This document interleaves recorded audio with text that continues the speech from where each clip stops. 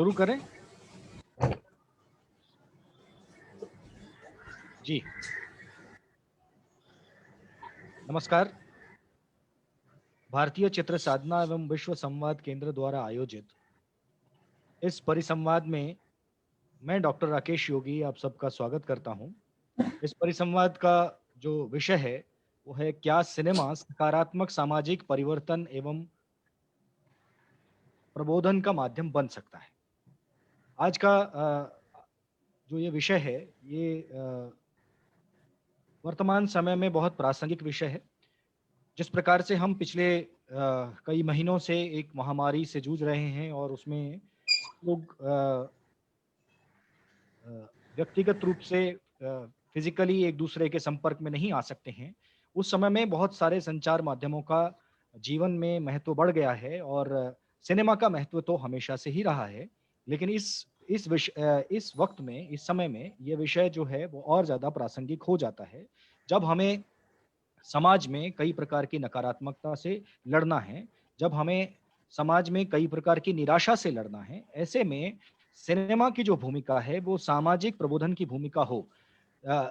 Cinema की भूमिका समाज में सकारात्मक परिवर्तन की भूमिका हो। क्या ये ऐसा हो सकता है? क्या ऐसा होता आया है? कैसा क्या अगर नहीं हुआ तो क्यों नहीं हुआ है? इस विषय को लेकर हम कुछ बिंदुओं पर बातचीत करेंगे। इसमें इस विमर्श में आज हमारे साथ श्री चारुदत्त आचार्य जी हैं, प्रख्यात निर्देशक और लेखक हैं। हमारे साथ संजय पूरन सिंह चौहान जी हैं। संजय जी फ़िल्म निर्देशक और पटकथा लेखक हैं और टीवी मनोरंजन के पत्रकार, जी न्यूज़ की वरिष्ठ पत्रकार क्षमा त्रिपाठी हमारे साथ हैं।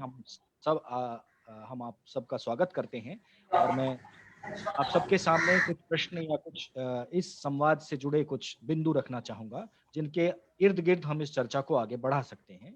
जैसे सिनेमा और समाज का अंतर संबंध क्या है? उसका क्या एक-दूसरे पर प्रभाव पड़ता है? उनके बीच में क्या रिश्ता है? क्या सिनेमा की समाज के प्रति दृष्टि क्या है? समाज की सिनेमा के प्रति दृष्टि क्या है? सिनेमा का समाज पर प्रभाव क्या पड़ता है? और समाज का सिनेमा पर क्या प्रभाव पड़ता है? इसी प्रकार सकारात्मक परिवर्तन के लिए क्या अ, एक इच्छा शक्ति की कमी कहीं दिखाई देती है? समाज प्रबोधन की दिशा में कार्य करने के लिए सबसे पहले मुझे लगता है कि लोग यही देखना चाहते हैं, इस बहाने से थोड़ा मुक्त होना आवश्यक है। और सिनेमा के अकादमिक और रिसर्च ओरिएंटेड स्टडी के बारे में भी हमें सोचना चाहिए कि उसके भी व्यापक विस्तार की हमारे देश में आवश्यकता है। बॉक्स ऑफिस रिपोर्ट जैसी समीक्षाओं से इतर गंभीर आलोचना की तरफ भी हमें बढ़ना चाहिए। ये सारे वो बिंदु हैं जिनके इर्द-गिर्द हम अपनी बातचीत रख सकते हैं यहाँ पर। आप लोग सभी इस विषय के एक्सपर्ट हैं, आप उस क्षेत्र में काम कर रहे हैं, आपका अधिकार बनता है कि आप इन इन बिंदुओं के इर्द-गिर्द जो भी अपना विचार रखते हैं वो डॉक्टर साहब आपकी आवाज बहुत कम आ रही है, जी, बहुत अभी आ रही है? हल्की आवाज आ रही है, जी, अभी आ रही है? बहुत स्लो आ रही है। अच्छा, अभी मैं थोड़ा ज़ोर से बोलने की कोशिश करता हूँ। जी, सुनाई दे रहा होगा? जी, जी, तो आवाज आपकी बहुत कम आ रही है, तो आई थिंक शायद कम्युनिकेशन कुछ कोड में कुछ प्रॉब्लम है। जी, जी, मैं ठीक करता हूँ। तब तक हम शुरुआत करते हैं और बॉक्स ऑफिस रिपोर्ट जैसी समीक्षाओं से इतर गंभीर आलोचना सिनेमा में होनी चाहिए, गंभीर आलोचना की तरफ हमें बढ़ना चाहिए, ये भी एक मुद्दा है। और सिनेमा से जुड़ा हुआ जो सिनेमा के प्रभाव से जुड़ा हुआ जो मनोविज्ञान है, उसका विश्लेषण करना भी बहुत आवश्यक है कि उसका जो प्रभाव होता है, उसका मनोवैज्ञानिक विश्लेषण हम करते हैं या नहीं करते हैं। और विद्यालय की जो शिक्षा है, स्कूली शिक्षा जो है, वहीं से सिनेमा अध्ययन की भी ज़रूरत है या नहीं है, ये आप सुधीर जन इसमें हमें सजेस्ट करेंगे। तो मैं सबसे पहले इस चर्चा में श्री संजय पूरन सिंह जी को आमंत्रित करता हूं। मैं उनका परिचय कराता हूं। आप फिल्म निर्देशक हैं, पटकथा लेखक हैं, जो अंतर्राष्ट्रीय स्तर पर विख्यात फिल्म लाहौर के लिए जाने जाते हैं। संजय जी को 2009 में राष्ट्रीय फिल्म पुरस्कार के तहत Indira Gandhi award best debut film of director से नवाजा गया है। और संजय जी, हम आपसे ये बातचीत शुरू करते हैं कि क्या सिनेमा जो है, सिनेमा का सकारात्मक सामाजिक परिवर्तन और सामाजिक प्रबोधन में क्या सिनेमा एक बहुत महत्वपूर्ण भूमिका निभा सकता है, और अगर निभा सकता है तो वो अभी किस स्थिति में है? Sanjay ji. Thank you doctor साहब। मेरा व्यक्तिगत तौर पर ये मानना है, हालांकि ये सर्वविदित है कि सिनेमा कितना पावरफुल एक मीडियम है। दुनिया की प्रत्येक ख्याति प्राप्त बड़ी जो फिल्म इंडस्ट्रीज हैं, चाहे वो अमेरिकन इंडस्ट्री हो जिसे हॉलीवुड के नाम से जाना जाता है, इवन बनिस्पत हिंदुस्तान के ईरान का जो सिनेमा है उसकी इंडस्ट्री बहुत छोटी है, बहुत लिमिटेड फिल्म मेकर्स हैं, लेकिन जिस तरह से दुनिया सिनेमा का इस्तेमाल करती आ रही है वो चीज़ नई नहीं है। हम अक्सर कहते हैं कि जो सिनेमा है वो समाज का आईना होता है। हमारे आसपास जो चीज़ें घटित हो रही होती हैं हम उनको सिनेमा के जरिए दिखाते हैं। वहीं अगर आप माइक्रो लेवल पर देखें, सूक्ष्म रूप से देखें, तो आप जिस तरह के समाज की परिकल्पना करते हैं उसके बीज भी सिनेमा के जरिए बोए जा सकते हैं। हम अक्सर इन बातों को जानते हैं कि समाज के अंदर चेतना लाने के लिए, समाज के उत्थान के लिए, समाज के अंदर एक मूवमेंट को, एक आंदोलन को खड़ा करने के लिए नुक्कड़ नाटक या बहरूपियों का जो खेल है, बहुत सारी चीज़ों का समाज में, हमारे समाज के अंदर, हमारे माशरे के अंदर इसका बहुत लंबे टाइम से जो है वो इस्तेमाल होता रहा है। एग्जाम्पल्स भी मिलती हैं, लेकिन इन सब के अंदर सिनेमा सबसे ज़्यादा पावरफुल है, क्योंकि ये न सिर्फ ऑडियो बल्कि विजुअल के साथ में समावेश से किया जाता है, जिसका गहरा प्रभाव पड़ता है। इसको हम किस तरह का समाज चाहते हैं उसके निर्माण के लिए सिनेमा जो है वो एक अग्रणी भूमिका निभा सकता है। हमारे यहाँ पर ये होता भी रहा है। अगर हम, जो हमारी ऑडियंस है आज सिनेमा के अंदर, तकरीबन 12-13 साल के जो किशोर अवस्था होती है उसके अंदर जो बच्चे हैं वो फिल्म देखने लगते हैं और वो जानते हैं कि सिनेमा की प्रभाव से, टेक्नोलॉजी से, इन सब चीज़ों से वो जो है परिचित हैं। हम जिस तरह से चाहते हैं कि हमारी वो चीज़ें जो लुप्त हो चुकी हैं, या हम अगर एक पॉजिटिव वे के अंदर अपनी सोसाइटी के अंदर सिनेमा को लेके जाना चाहते हैं, तो उन्हीं कहानियों को उस रूप के अंदर प्रभावी ढंग से इस्तेमाल करके हम जिस तरीके का समाज देखना चाहते हैं। अक्सर हम लोग कहते हैं कि सिनेमा काफ़ी सारी बुराइयों का एक वजह भी है, बिकॉज इसके अंदर जिस तरह से दिखाते हैं लोग इससे काफ़ी कुछ सीख जाते हैं। ठीक उसी तरीके से अगर आप पॉजिटिव चीज़ों को लेके चलते हैं तो आप पॉजिटिविटी का निर्माण कर सकते हैं सिनेमा के जरिए। हमेशा से ये होता रहा है कि इसको, ये भी सही है कि लोगों ने प्रोपेगेंडा के लिए इस्तेमाल किया है। पेंटागन जो है वो अपने वर्चस्व के लिए इसका इस्तेमाल करते हैं। हम हमेशा देखते हैं कि अमेरिका जो है वो अमेरिकन फिल्म्स के अंदर किस तरीके से वो विश्व के अंदर ये दिखाते हैं कि वो अग्रणी मिलिट्री पावर है, और अगर कभी दुनिया के अंदर खतरा आया तो सिर्फ अमेरिका जो है वो ही दुनिया को बचाएगा। और अगर आप देखें तो हमारे बच्चे जो हैं, जो मूवी गोअर्स हैं, जो जो सबसे बड़ी ऑडियंस है, जो सुपर हीरोज फिल्म्स देखते हैं, वो ये समझते हैं एक्चुअली कि अगर दुनिया के ऊपर कभी इस प्लेनेट के ऊपर अटैक हुआ तो अमेरिका ही बचाएगा।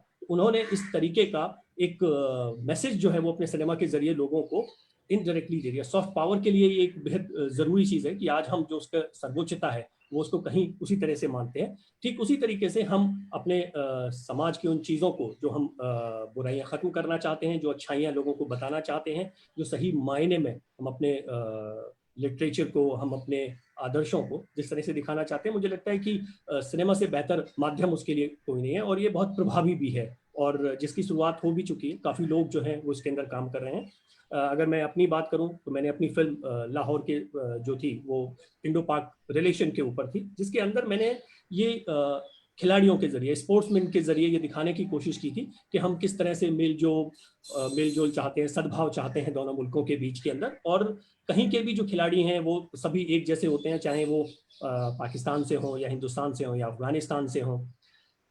तो मैं उसी बात को जो है, और उसी के साथ मेरी दूसरी फिल्म जो हाल ही में ICFT यूनेस्को गांधी मेडल के लिए स्पेशल मेंशन थी, इफ्फी में 72 हूरें, वो भी मैं समाज की एक उस बुराई के बारे में बात कर रहा हूँ जिसके जरिए जो है वो अक्सर भोले भाले लोगों को बहलाया जाता है कि अगर तुम दूसरों की जान ले लोगे, किसी की जान ले लोगे, तो उससे तुमको जो है वो जब तुम जन्नत में पहुंचोगे तो 72 हूरें मिलेगी। तो मेरी फिल्म जो है वो समाज की उन्हीं बुराइयों की बात करती है, क्योंकि मैं इसका घोर पक्षधर हूँ कि जैसा समाज हम चाहते हैं उसका निर्माण हम सिनेमा के जरिए कर सकते हैं।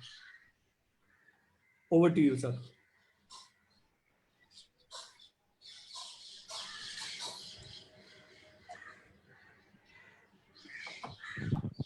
धन्यवाद संजय जी।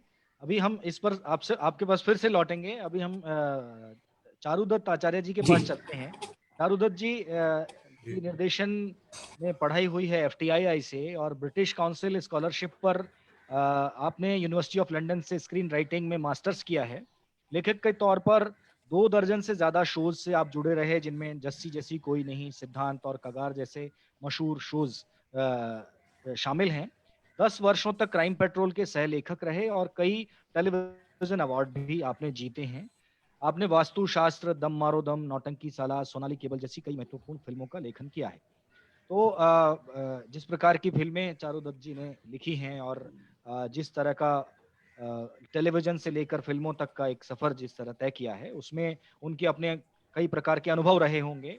और वो हमें इस पर चारू जी हम आपसे ये चाहेंगे कि आप एक दृष्टि दें कि सकारात्मक सामाजिक परिवर्तन के लिए और सामाजिक प्रबोधन के लिए सिनेमा कैसे किस प्रकार से जी सहायक हो सकता है, कैसे माध्यम बन सकता है।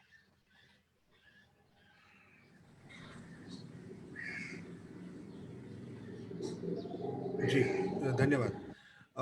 देखिए, अगर हम हमारे देश के सिनेमा के इतिहास को जरा मतलब गौर से देखते हैं कि एक एक ऐसा दौर रहा है जहाँ पे जैसे कि हम 60s देखते हैं, 70s देखते हैं, जहाँ पे जब टेलीविजन नहीं था और ऑब्वियसली ऑनलाइन ऑनलाइन प्लेटफॉर्म नहीं था, तब सिनेमा के जो हमारे मेकर्स थे, रीजनल में, हिंदी में, दोनों में, तब वो दौर भी ये था कि जहाँ पे हम समाज को सुधारने को का एक माध्यम, समाज में अच्छी मैसेजेस भेजने का एक माध्यम देखते थे, जहाँ पे हर साल हमको कई ऐसी फिल्में देखते थे जिसको हम मैसेज फिल्म के नाम से हम उन्हें पहचानते हैं। मतलब वो फिर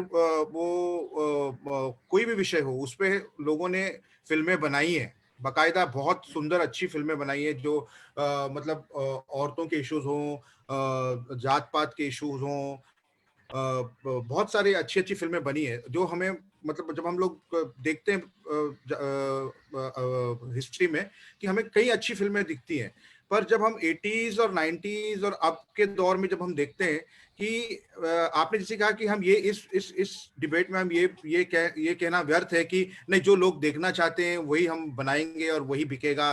उस आर्ग्यूमेंट को जरा साइड में रखते, क्योंकि उस वो मतलब तो है ही, वो तो एक अपना एक आर्ग्यूमेंट है। पर मेरी ये फीलिंग है कि आज आज आज आज हम जब बैठे हैं, मतलब जहां पे सिनेमा खड़ा है, दरअसल मेरे हिसाब से आज सिनेमा जो हम बड़े पर्दे पर बनने वाली सिनेमा की बात करते हैं, तो उसकी कंपटीशन में आपके पास आज एक छोटा पर्दा है, जिसको जहां पे इतना कंटेंट जनरेट हो रहा है। और ये मेरी राय है कि ठीक है, बड़े पर्दे के सिनेमा, जिसको हम लोग फीचर फिल्म्स बोलते हैं, जिनका थिएट्रिकल रिलीज होना मैंडेटरी होता है और जिसका एक अलग डिस्ट्रीब्यूशन नेटवर्क सिस्टम है, सब कुछ है, तो उसके वजह से जितना प्रभाव आज की तारीख में खास करके युवा पीढ़ी पे हो रहा है, मेरे हिसाब से उससे कहीं ज्यादा बहुत बड़ा प्रभाव ये छोटे पर्दे के ऑडियो विजुअल मीडियम के वजह से हो रहा है।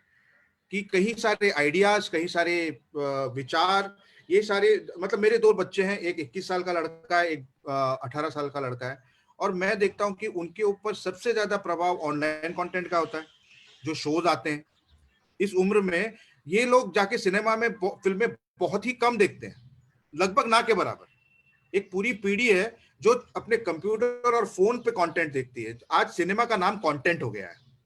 वो जो सिनेमा हम एक जो बोलते हैं ना 35 mm 70 mm बड़े पर्दे का प्रभाव, उसके लिए ना एक अलग माइंडसेट, अपने माइंड को लोग अलग तरह से ट्यून करके जाते हैं सिनेमा को, क्योंकि आप वहां पे 350-400 रुपए देखने जा रहे हैं आज सिनेमा का। जब समाज सुधार का सिनेमा बनता था, वो तब भी वही 1.5 रुपया 2 रुपया, वो एक बहुत ही अफोर्डेबल माध्यम था, जहां पे आप अपनी एक कहानी बताकर समाज के ऊपर टिप्पणी कर सकते हैं, समाज के ऊपर को अपना आईना दिखा सकते हैं। पर आज वो कॉस्ट ऑफ प्रोडक्शन और सिनेमा एक लग्जरी आइटम हो गया। सिनेमा में जाकर देखना एक लग्जरी है, एक बहुत मतलब सोच समझ कर लोग जाते हैं कि हमें। पर जो ऑनलाइन कंटेंट है, जो भी सिनेमा है, स्टोरी टेलिंग है, ऑडियो है, विजुअल है, आइडियाज है, एक्टर्स है, स्क्रिप्ट है, सब कुछ है, पर जिस तरह से कंजम्पशन हो रहा है, मेरे हिसाब से ये माध्यम बहुत बड़ा योगदान दे सकता है हमारे समाज को, हमारे लोगों की सोच बदलने में, हमारे पूरे जो जो जो चीजें हमें खटकती हैं, जो जो चीजें हम सेलिब्रेट करना चाहते हैं, उनको बहुत ज्यादा अच्छी तरह से हम आज ऑनलाइन कंटेंट के द्वारा, ऑनलाइन सिनेमा के द्वारा, लेट ये वर्ड यूज करते हैं, ऑनलाइन सिनेमा। सिनेमा एक का अपना एक दर्जा है, मूवीज और कंटेंट अगर हम नहीं कहना चाहते तो उसे हम ऑनलाइन सिनेमा कह सकते हैं। उसमें बहुत ज्यादा फर्क पड़ सकता है और इस विषय पे मैंने देखा है कि इसका प्रभाव बहुत ज्यादा होता है। इसके लोग डिस्कस करते हैं चीजों को, कैरेक्टर्स के थ्रू आप अपने समाज के अलग अलग व्यू पॉइंट्स देख सकते हैं। और ऐसा नहीं है, और अगर हम हमारी हिंदी फिल्मों को देखें कि लास्ट कितने सालों में मुझे एक फिल्म थी जो मेरे जहन में अभी आ रहा है और जो हमेशा में मुझे लगा कि वो थी तारे जमीन पर। अगर आपको याद होगा, तारे जमीन पर जो फिल्म थी, उस फिल्म के बाद मतलब हम कहते हैं ना कि कोई एक फिल्म बनी हो जिसके कारण डायरेक्टली समाज में कोई एक एक एक एक, एक कुछ बदला हो, कुछ एक सोच बदली हो या एक सोच शुरू हो चुकी हो।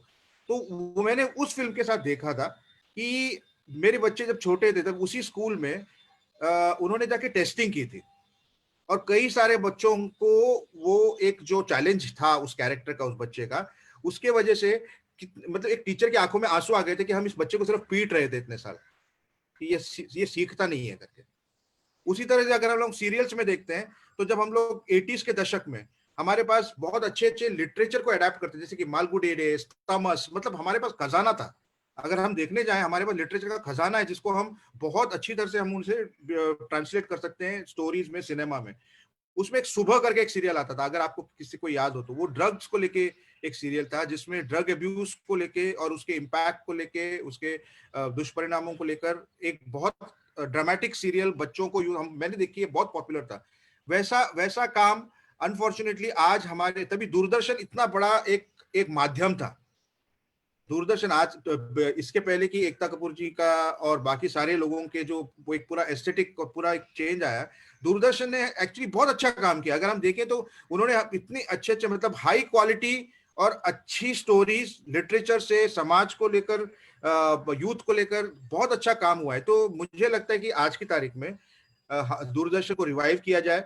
हमारी सरकारें जो भी, उन्हें एक वायबल और अच्छा, बिकॉज आज भी दूरदर्शन का रीच बहुत बड़ा है और अच्छी स्टोरीज लिटरेचर से प्रेजेंट टाइम से हम फिर से सिनेमा में लेके आ सकते हैं, कॉन्टेम्पररी तरीके से, यंग लोगों की भाषा समझकर, भाषा मतलब सिनेमैटिक भाषा, उसको हम समझकर हम उन्हें कोशिश कर सकते हैं। जहां रही बड़े पर्दे की, वो तो अच्छी बात है, पर वो जो हम इंग्लिश में कहते हैं कभी कभी प्रीचिंग टू द कॉयर वाली बात हो जाती है कि हम बहुत अच्छी फिल्में बनाते हैं, उसे समझदार लोग ही देखते हैं, जो फेस्टिवल्स में जाती है और फिर बस वहीं तक रह जाती है कहीं जाके। तो हमारे देश में जब पॉपुलर सिनेमा में जाकर अगर हम सोशल चेंज के बारे में सोच रहे हैं तो मेरे हिसाब से वो, पता नहीं मुझे, मेरे इसमें मेरी राय इसमें थोड़ी डिवाइडेड है कि वो किस हद तक सक्सेसफुल रह पाती है। लेकिन ऑनलाइन कंटेंट, टेलीविजन, दूरदर्शन, इस माध्यम से हम अच्छा सिनेमा बना सकते हैं और इससे डेफिनेटली बहुत बड़ा चेंज हो सकता है। ये मेरी राय है।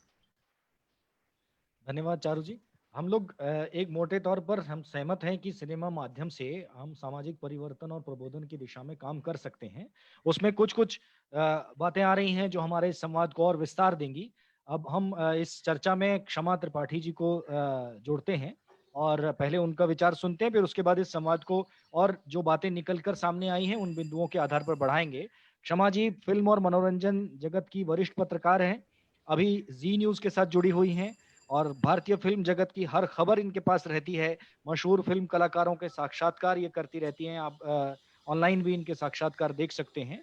और आप फिल्मों के दृष्टिकोण को मीडिया के नजरिए से देखती हैं और उसको कवर करती हैं, इसलिए आपकी राय बहुत महत्वपूर्ण है कि किस प्रकार सिनेमा जो है वो सामाजिक परिवर्तन और प्रबोधन का माध्यम बन सकता है। क्षमा जी।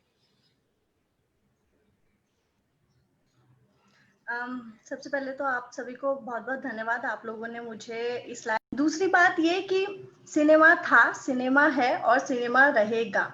लॉकडाउन जब शुरू हुआ था, क्योंकि सर ने 90s, 80, 90, 70s सबकी बात हो गई, तो मैं प्रेजेंट में बात करूंगी कि जब लॉकडाउन शुरू हुआ था तो हम लोगों को यही था कि आने वाले टाइम की जो फिल्में हैं वो कैसे रिलीज होंगी, कैसे फिल्में लोगों तक पहुंचेगी, कैसे बजट बनेगा, कैसे शूटिंग शुरू होंगी, वो सब चीजें हमारी मार्च में इन सब चीजों पे बातें चल रही थी। लेकिन अभी के वक्त में जो हमारा सिनेमा है, क्योंकि लोग सिनेमा से दूर नहीं रह सकते, या तो आप सिनेमा को लोगों के पास तक ले आइए या फिर सिनेमा के पास तक चले जाइए, तो उसका साधन बना है हमारा ऑनलाइन मीडिया। आज जितनी भी फिल्में हैं आप देख सकते हैं, जो बड़े पर्दे पे हम लोग सिल्वर स्क्रीन पे दिखाना चाहते थे, वो सारी फिल्में आप अभी देख सकते हैं अपने ऑनलाइन प्लेटफॉर्म पे, जिसे हम डिजिटल प्लेटफॉर्म कहते हैं। तो सबसे बड़ी चीज है कि आप सिनेमा से किसी को दूर नहीं रख सकते, या तो कुआं प्यासे के पास जाएगा या प्यासा कुआं के पास आएगा, पहली बात तो ये।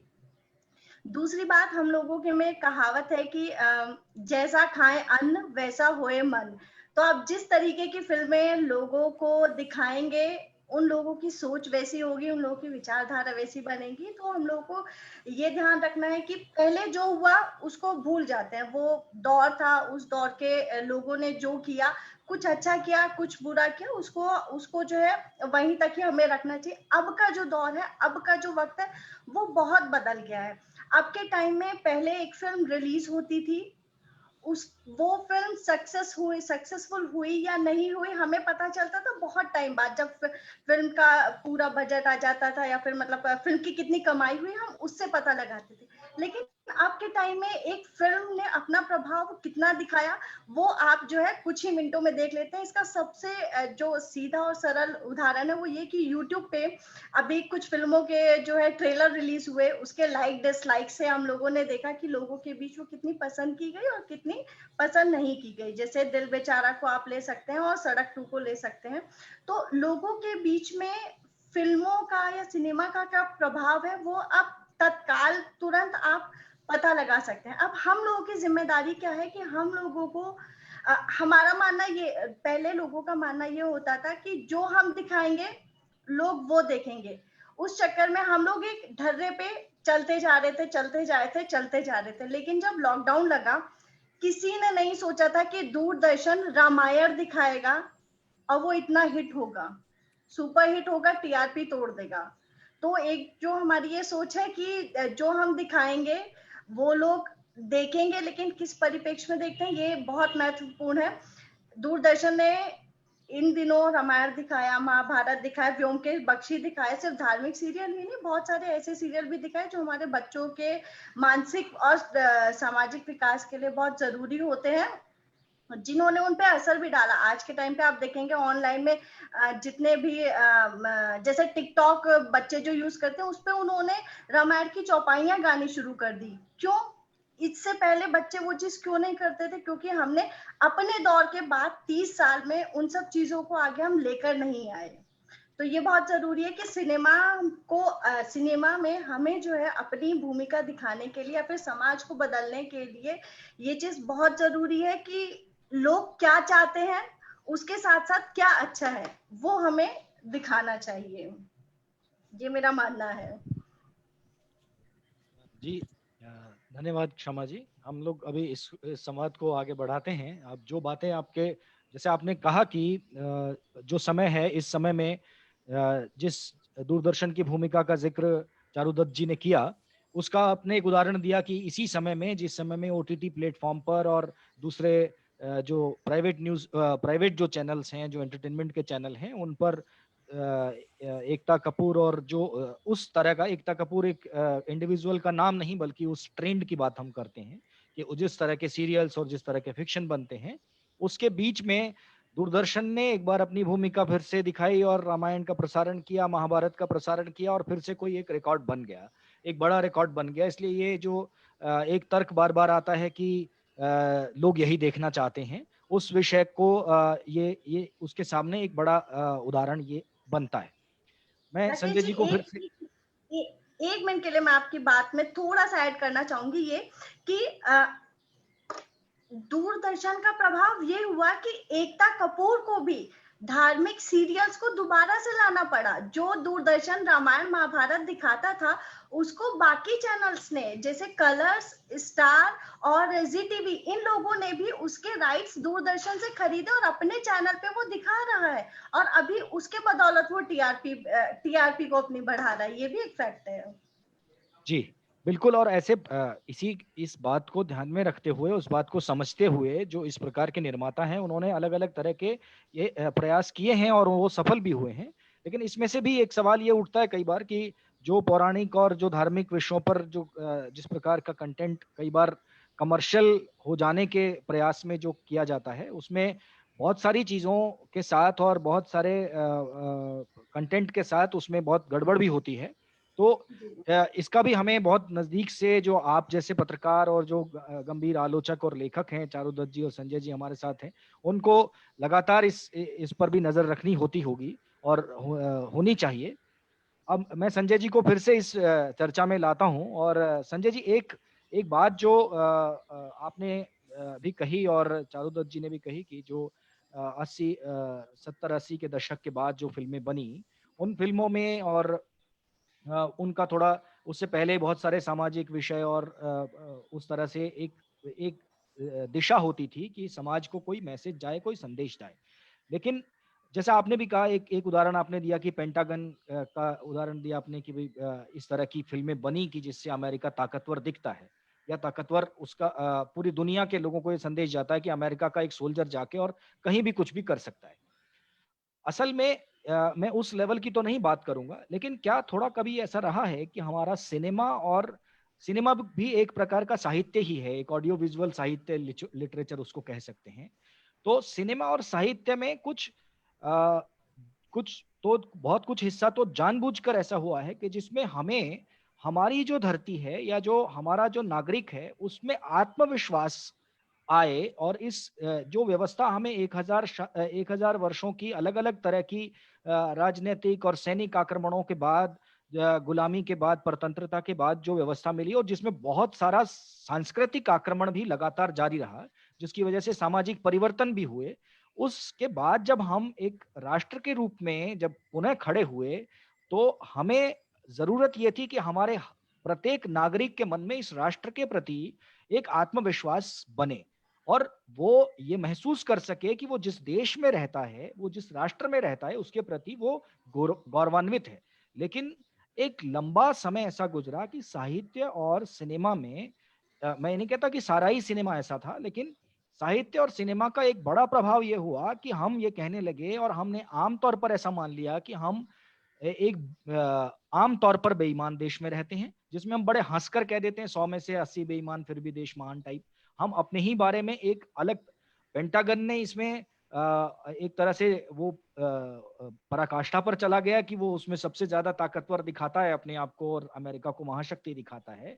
उसमें कुछ सच्चाई भी हो सकती है, लेकिन भारत में जो सिनेमा और साहित्य रचा गया उसमें आत्मविश्वास की कमी और नागरिक में नागरिकता के प्रति, देश के प्रति, राष्ट्र के प्रति, समाज के प्रति एक निराशा और हतोत्साहित करने वाला भाव रहा।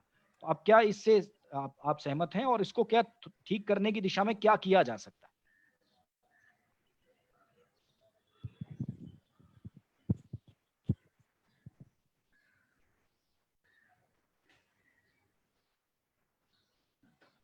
संजय जी अनम्यूट कर लीजिए, अनम्यूट कर लीजिए।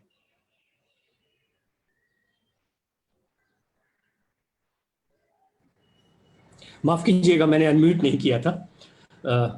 राकेश जी, मैं बुलेट पॉइंट्स के जरिए अपनी बात को कहने की कोशिश करूंगा, और वो ये मेरा व्यक्तिगत मानना है, जरूरी नहीं है कि लोग इससे सहमत हो। मैं सबसे पहले तो हमारे यहाँ पर, अब जैसे जो विषय के दौरान आपने भूमिका रखते वक्त ये कहा था कि क्योंकि ये एक व्यावसायिक दृष्टि से किया जाने वाला काम है, जिसके अंदर नफा नुकसान जो है, प्रॉफिट और लॉस जो है, वो बहुत मैटर करता है। Cinema is a expensive art. ये सिर्फ एक कमरे में बैठ के बनाई जाने वाली पेंटिंग नहीं है। तो इसके अंदर एक बड़ा जो है धनराशि की जरूरत होती है, एक बड़ा अमाउंट का इन्वेस्टमेंट होता है, और इन्वेस्टर्स जो हैं, प्रोड्यूसर्स हैं, फाइनेंसर्स हैं, वो अपने रिटर्न उसके अंदर देखना चाहते हैं। ये एक चीज है। मगर हाल ही में और फिर हम एक बात करते हैं कि अच्छी फिल्म्स और बुरी फिल्म्स। के बारे में बात करते हैं, एक फर्क जो है वो मिट चुका है। अक्सर जो फिल्म पैसा कमा लेती है उसको समझा जाता है कि ये बेहतर फिल्म है, जो फिल्म बेहतर होते हुए भी कंटेंट में पैसे नहीं कमा पाती उसको समझा जाता है कि ये खराब फिल्म है। तो सबसे पहले तो ये समझना बहुत जरूरी है कि जो फिल्म 200 करोड़ 100 करोड़ के क्लब में जा रही है, 500 करोड़ के क्लब में जा रही है, मैं घोर हिंदी फिल्म इंडस्ट्री या हमारी इंडियन फिल्म इंडस्ट्री के परिप्रेक्ष्य में ही बात कह रहा हूं, तो ये बिल्कुल गलत है कि अगर एक फिल्म 200 या 300 करोड़ के क्लब में जाती है तो वो फिल्म अच्छी हो। वो मनोरंजक हो सकती है, वो ज्यादा लोगों को पसंद आ भी सकती है, या बड़े स्टार पावर की अपील की वजह से या सर्टेन मार्केटिंग गिमिक्स की वजह से वो फिल्म जो है पैसा कमा सकती है, मगर वो जरूरी नहीं है कि वो फिल्म अच्छी हो।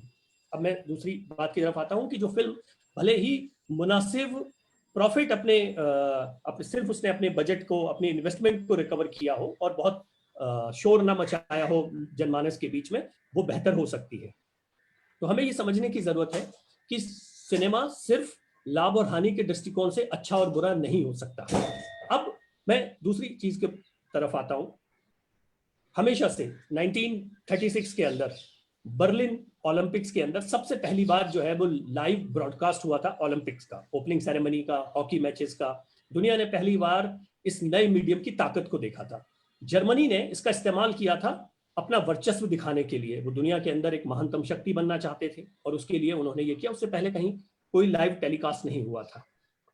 बहुत सारे जो मुल्क थे, हम क्योंकि उस वक्त गुलाम थे और दूरदर्शन या ऐसी सब चीजें हमारे यहाँ शुरू भी नहीं हुई थी, मगर जो मुल्क पावरफुल थे, ताकतवर थे और जो भविष्य की तरफ देख रहे थे, उन्होंने इस बात को पकड़ा। कई लोगों ने इस एजेंडा को आगे बढ़ाया। ये सिर्फ ये नहीं है, आप हमेशा से अपने कल्चर को, आपका जो नजरिया है समाज के प्रति, विश्व के प्रति, उसको दिखाने के लिए इसका इस्तेमाल करते हैं। दुनिया के प्रत्येक मुल्क के अंदर होता है। सिर्फ हम ऐसे हैं जो हमारी सेल्फ स्टीम लगातार आक्रमण की वजह से 800 साल तक लगातार हम युद्ध में चलते रहे। अगर आप देखें तो जिन प्राचीन सभ्यताओं में से हिंदुस्तान आता है, जो सनातनी जो सभ्यता है, इतनी प्राचीनतम सभ्यता है जो इंडस वैली की, उसके समकालीन जो सिविलाइजेशंस थी उनके तो ऑलमोस्ट नामो निशान मिट गए हैं या उनके वो पूरी तरीके से परिवर्तित हो चुके हैं। हम अभी भी बचे हैं, मगर हम जो बचे हैं वो हम कंफ्यूज भी बहुत हैं। अपने सिनेमा के अंदर हम एडमायर तो करते हैं वेस्टर्न को, लेकिन कहानियां हम उन्हीं की कहना चाहते हैं। देखिए, हमारे पास कहानियों का भंडार है और ये बात हमेशा प्रूव होती रही है। 80s के दशक में जब बेहतरीन सिनेमा का जब हम बात करते हैं कि दूरदर्शन के सीरियल्स आ रहे थे, मगर आप ये देखिए कि उस वक्त आपके पास में ऑप्शंस भी क्या थी। कंपटीशन नहीं था। दूरदर्शन एक लिमिटेड टाइम के अंदर वीकली लेवल पर ब्रॉडकास्ट करता था। आप उतना ही लिटरेचर देखते थे, थिएटर में जाके ही फिल्में देख सकते थे, तो मीडियम बहुत कम थे। अच्छा सिनेमा निकल रहा था। हम इतने एक्सपोज नहीं थे वेस्टर्न वर्ल्ड को या दुनिया के और इंटरनेशनल सिनेमा को। ना लिटरेचर अवेलेबल था, ना उनका विजुअल लिटरेचर अवेलेबल था हमारे पास में। तो हम अपनी ही चीजों को देख रहे थे, बेहतरीन चीजों को लेके आ रहे थे और लोग उन वैल्यूज को अप्रिशिएट करते थे। धीरे धीरे हम आगे बढ़े, लेकिन उसमें एक हाश होता चला गया। हम इस कदर व्यावसायिक हो गए कि हमने अपनी कहानियों को छोड़ दिया और हमने वेस्टर्न फिल्म्स की रीमेक्स बनाने लगे, बिना परमिशन लिए उनकी कॉपीज करने लगे और उन सिनेमा को दिखाने लगे। मैं यहाँ एक चीज कहना चाहूंगा, हमारे साहित्य के ऊपर शायद हमने इतना काम नहीं किया जितना कि दुनिया के दूसरे देशों ने किया है। मैं बार बार ये बात कहता हूं, देखिए आज से 25 साल पहले हमने चाणक्य सीरियल जो था वो आया, लेकिन इन 25 विगत वर्षों के अंदर हमने दोबारा उसकी सुपर सक्सेसफुल होने के बावजूद उसको रिपीट करने का जोखिम नहीं उठाया। हम उस कहानियों को अपनी आने वाली पीढ़ियों को बताना चाहते हैं, मगर हम उसको प्रभावी ढंग से विजुअल मीडियम के जरिए लेके नहीं आना चाहते हैं, जबकि हम जानते हैं कि वो कितना सुपर हिट रहा था, लोगों के मन मानस के दिमाग में आज तक काबिज है वो।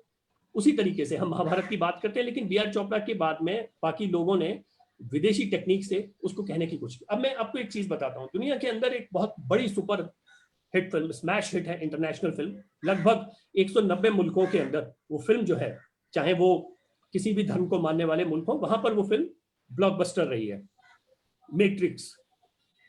हम उसको एक साईफाई फिल्म के तौर पर देखते हैं, मगर आप देखिए वो भागवत गीता है, कृष्ण और अर्जुन का संवाद है, जिसको उन्होंने उस नजरिए से एक नई ग्रामर के जरिए ऐसे कहा है कि उसके अंदर पूरी दुनिया जो है वो हमारे उस साहित्य से अवगत है, लेकिन उसके लिए हमें क्रेडिट नहीं मिलता है, क्योंकि हम जब देखते हैं तो हमको समझ में आता है कि ये तो 18वें अध्याय की बातें कर रहे हैं, ये तो कृष्ण और अर्जुन का संवाद चल रहा है। ये तो जीवन जो माया है उसको उन्होंने कंप्यूटर की लैंग्वेज में प्रोग्राम बता दिया है। हम बरसों से वो बात कर रहे हैं लेकिन हम उसको डिकोड नहीं कर पाए। जरूरत है उन्हीं टेक्निक के जरिए अपनी कहानियों को, अपनी महानतम कहानियों को बाहर लेके आने के लिए। और देखिए, जो 5000 साल से जो ज्ञात स्रोत हैं उसके 5000 साल की बात करते हैं या 2000 साल की बात करते हैं, से ये चीज जो जनमानस के अंदर अपनी जगह बनाती आ रही है, ये सिनेमा के अंदर भी उसी तरीके से एक्सेप्ट किया जाएगा, बशर्ते आपको समय के साथ जो चीजें बदल रही हैं। देखिए, आज ऑडियंस के पास में बहुत चॉइसेस हैं। सिर्फ दूरदर्शन एक अकेला ब्रॉडकास्टर नहीं है, सिनेमा थिएटर ही अकेला एक माध्यम नहीं है, ओटीटी प्लेटफॉर्म्स हैं। आप टेलीविजन को देखते हैं, 15-20 सैटेलाइट चैनल्स हैं आपके पास में, ओटीटी के दुनिया भर के प्लेटफॉर्म्स हैं आपके पास में, हर मुल्क के प्लेटफॉर्म्स हैं आपके पास में, स्वदेशी भी बहुत सारे प्लेटफॉर्म्स हैं आपके पास में। आप फ्लाइट में जाते हैं तो वहां पर आप एंटरटेनमेंट देखते हैं, हर जगह आप एक्सपोज्ड हैं। ऐसे में आपको एक ऐसी ग्रामर को समझने की जरूरत है जो वेस्टर्न वर्ल्ड ने क्रैक कर ली है।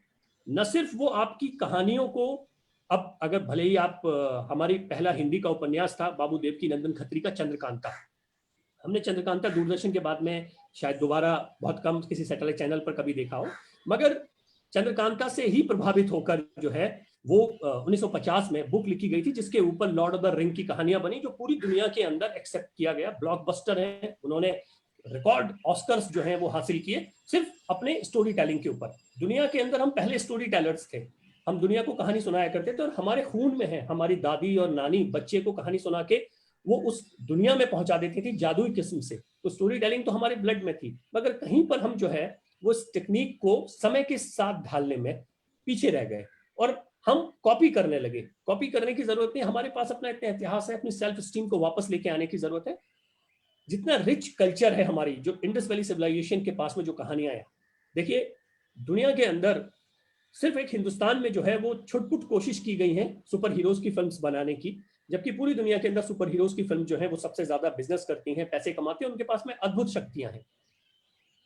कमाल की बात है, और मेरा मानना यह है कि उसकी वजह यह है कि हमारे पास में ऑलरेडी सुपर हीरोज थे। दुनिया में 3-4 हजार साल से हम उन सुपर हीरोज की बात कर रहे हैं। हनुमान हमारे सुपर हीरोज थे, भीम हमारे सुपर हीरो थे। अगर आप देखें चाणक्य, जो अपने दिमाग का इस्तेमाल करके एक साम्राज्य को स्थापित कर देते हैं, ये सुपर हीरोज थे, मगर हम इनको मॉडर्न लैंग्वेज देने में नाकामयाब रहे। हमें ये समझने की जरूरत है कि ऑलरेडी हमारे पास लोग हैं, हमें उनको उन भाषा में समझाना है। शायद हो सकता है कि जब मैं ये कहूं कि उस समय में ऐसा हुआ था, तो मेरे से जो मेरे ऑडियंस है उनको शायद ये लगे कि नहीं, आप ये सुनी हुई कहानी सुना रहे हो, मगर क्या ऐसा होता है? आप उसको तर्क के जरिए आज के समय में मॉडर्न लैंग्वेज के अंदर, भले ही वो कंप्यूटर की भाषा हो, वो वर्चुअल रियलिटी के माध्यम से, आप आर्टिफिशियल इंटेलिजेंस, आजकल जब लोग रिलेटिविटी इन सब की बातें करते हैं, आपको उस लैंग्वेज के अंदर, और ये वैज्ञानिक दृष्टिकोण ऑलरेडी है हमारे पास। ऐसा नहीं है कि हमको ये कहीं से अडॉप्ट करने की जरूरत है, ये ऑलरेडी है और बहुत वैज्ञानिक तरीके से ये बातें बताई गई हैं। देखिए, सिनेमा सिर्फ एंटरटेनमेंट का माध्यम नहीं है, ये एक बहुत बड़ा बिजनेस भी है। इंडस्ट्री हमारी बहुत सफल है, सक्सेसफुल है, मगर एक महत्वपूर्ण पहलू के ऊपर कहीं पर ये पीछे रह गई है। वो ये कि आप जो आपका रिच कल्चर है उसको दुनिया के सामने लेके आने के लिए थोड़ा, आज दुनिया के अंदर जो हमको लोग हमारी इंडस्ट्री की वजह से जानते हैं, वो ये समझते हैं कि हम लोग हर टाइम सड़क पर नाचते गाते रहते हैं। गलत नहीं है उसके अंदर, ये सॉफ्ट पावर का एक हिस्सा है, मगर उसके अंदर अगर हम ये भी दिखाएं कि हमने किस तरह से अपनी सभ्यता को 5000 साल से बचा के रखा, किस तरह से हमारे वेदास जो हैं उनके बारे में जो लिटरेचर है और कहानियां हैं, हमारे पास में हर किरदार की हजारों कहानियां हैं। हमारे इतने साम्राज्य रहे, हम चोला डायनेस्टी के बारे में, हम पल्लवास, हम गुप्ताज, हम मौर्याज, हम उनकी कहानियां जो हैं वो सिर्फ हमारी 200-300 साल की कहानियां नहीं कि हम उनके इर्द गिर्द घूमते रहते हैं और उसमें वाद और विवाद के अंदर पड़ते रहते हैं। हमारा बहुत रिच हेरिटेज है जिसे हमें दुनिया में लाने की जरूरत है। और देखिए, एक और बात मैं जोड़ूं कि अगर ऐसा हम नहीं करेंगे तो दुनिया जो है वो आक्रमण सिर्फ जो 800 साल से हुआ था वही नहीं है कि हून, कुषाण, तुर्क, Mongol, Mughal, Portuguese, French, British ये आए हैं। अभी भी हो रहा है और वो सॉफ्ट पावर के माध्यम से हो रहा है। मैं आपको एक एग्जांपल देता हूं। अगर आप देखें, एक फिल्म है अलेक्जेंडर, कॉर्नेल फैरेल की वो फिल्म है जिसके अंदर उन्होंने ये दिखाया है कि जब अलेक्जेंडर द ग्रेट हिंदुस्तान में अटैक करने के लिए आता है तो उसको रोकने के लिए पोरस और जो लोग हैं वो आदिवासियों की तरह से ट्राइब्स दिखाए हैं उनको कि वो पत्ते पहने हुए हैं और वो उनको रोकने की कोशिश कर रहे हैं। ये मिस इंटरप्रिटेशन जो किया जा रहा है हमारे कल्चर का, इसको समझने के लिए हमें उसको बेहतर होगा कि हम अपनी बातों को सही तरीके से सामने लेके आए। जो आप यहाँ पर हो हल्ला कर लेंगे, बाइकआउट कर लेंगे, मगर पूरी दुनिया जो है वो उस नजरिए से देखेगी। जिस वक्त हम साइकेट्री और साइकोलॉजी के बीच का फर्क जानते थे, तब दुनिया जो है वो पत्तों को पहन के घूमती थी। मगर अब हो उल्टा रहा है, क्योंकि पावरफुल माध्यम है। अगर आप देखें 300 के अंदर पर्शियन एम्पायर को उन्होंने कार्टून और नमूनों की तरह से जो है वो किंग्स को दिखाया है, और उन्होंने स्पार्टन को 300 उनको उतना दिखाया है कि वो धर्म की रक्षा के लिए बात कर रहे हैं। अब ये विवादास्पद बात है कि धर्म की रक्षा के लिए कौन ये चीजें कर रहा है। तो अगर हम अपने कल्चर को प्रोटेक्ट नहीं करेंगे, सही मायने में सामने नहीं लेके आएंगे, तो फिर ये इन्वेजन अभी होगा। ये मॉडर्न इन्वेजन है, देखिए ये मॉडर्न वॉरफेयर है। ये अब जो लोग हैं वो आपके कल्चर पर उसी तरह से अटैक करते हैं, और हमें कहीं पर जो खोई हुई सेल्फ स्टीम है, जो हम बैकफुट पर आ गए हैं इतने समय से, क्योंकि हमारी संस्कृति पर, हमारे कल्चर पर, हमारे लिटरेचर पर, हमारे एजुकेशन के ऊपर हर तरह से अटैक किया है, ताकि मानसिक रूप से हमें तोड़ दें। और इतने लंबे समय के बावजूद हम पूरी तरह बिक नहीं पाए, लेकिन कहीं हद तक हम बैकफुट पर आए हैं। अब समय है रिक्लेम करने का। और क्योंकि हम सब पैशनेट है सिनेमा को लेके, सिनेमा को ही सोचते हैं, उसकी बातें करते हैं, तो अब वो उसका जो मूल रूप से वो जो निकल के आना चाहिए। बात अब ये नहीं है कि आप ऐसा सिनेमा बनाए जिससे आप पूरे देश के अंदर, अभी हमारी लड़ाई जो है वो पैन इंडिया सिनेमा की चल रही है, जबकि होना ये चाहिए कि हम विश्व स्तर पर कैसे अपनी कहानियों को बाहर लेके आए। हम सब जानते हैं भृगु संहिता के बारे में। भृगु संहिता जिसके अंदर प्रत्येक मनुष्य का जो भविष्य है वो लिखा हुआ है, ऋषि भृगु ने उसको लिखा था। अगर आप एक फिल्म देखें हॉलीवुड में, एडजस्टमेंट ब्यूरो, जो भृगु संहिता से प्रभावित है, जिसके अंदर की प्रत्येक व्यक्ति का एक लाइफ पाथ है। हमारे ही कल्चर को, हमारे ही वेदास को, हमारे ही उपनिषद पुराण ग्रंथों का इस्तेमाल जो है वो मॉडर्न तरीके से किया जा रहा है। ऐसा नहीं है कि उन्हें नहीं करना चाहिए, बिल्कुल ये सबके लिए है और बेहतरी के लिए हर व्यक्ति को करना चाहिए, मगर हमें क्रेडिट नहीं मिलता इसका, क्योंकि वो मॉडर्न तरीके से इसको साइंटिफिक वे में कहने की कोशिश कर रहे हैं। यहाँ हमारे फिल्म मेकर चूक गए हैं। हम अभी भी इन बातों में है कि हमको एक्सेप्टेंस का सिनेमा कहना है, हमको ज्यादा लोगों को निभाना है। देखिए, अगर आप मैक्सिमम लोगों तक अपने सिनेमा को पहुंचाएंगे तो आपकी ऑडियंस मैक्सिमाइज होगी। और अब अगर आप बेहतरीन सिनेमा लेके नहीं आएंगे तो कंपटीशन में आप खत्म हो जाएंगे। इतने मीडियम है आपके पास में, ऑडियंस की लड़ाई है। अभी अगर 4 OTT प्लेटफॉर्म आज रन कर रहे हैं तो लोगों का टाइम डिवाइडेड है, सैटेलाइट चैनल रिवाइव कर रहे हैं। इसी तरीके से सिनेमा को नए रूप से रिवाइव करने की जरूरत है, और उसके लिए हमें थोड़ा सा पीछे जाके अपनी ही किताबों को वापस खंगालने की जरूरत है, अपने ही साहित्य को। सब कुछ है हमारे पास में और सिर्फ उसको प्रेजेंट करने की जरूरत है, जिसके लिए हम लोग ट्रेंड भी हैं और समर्थ भी हैं। मैं यही कहना चाहूंगा। आपने बहुत विस्तार से ये बात बताई कि हमारे पास विषयों की कमी नहीं है, हमारे अपने सुपर हीरोज हैं, हमारे पास हमारी कहानियों की कमी नहीं है।